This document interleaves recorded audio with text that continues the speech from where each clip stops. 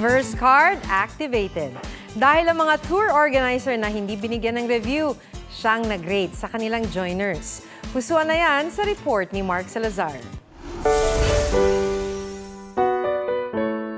Meet the Joiners, ang backpackers na handang sumama sa mga grupo-grupong gala. Ang model daw sa tuktok ng bundok. Ang mabilis daw sa trail pero sa gear check, fail. At ang sa late, ayaw mag-wait. Hindi ito reality show, kundi pakana ng organizers na bukod sa tour na all-in-one, offer nila ang group bardagulan.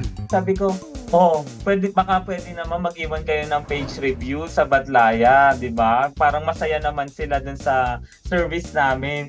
Tapos after 2 days, wala pa rin. Wala pa rin mga sabi ko, kayo ang i-review ko. Ang joiner na si Tin, 9 out of 10. Nadulas siya sa bangin, bumangon, nagpagpag, tapos naglabas ng foundation at lipstick. Nakakontour ang face kahit muntik na mamatay. Itong si Otep naman, 8.5. Pogi! Pero sobrang tahimik sa trail. Minsan na nga lang magkwento, bulol pa. 6 out of 10 naman si Noel. 1 month lang sila ng ex niya, pero 7 months na siyang nag-move on after breakup nila.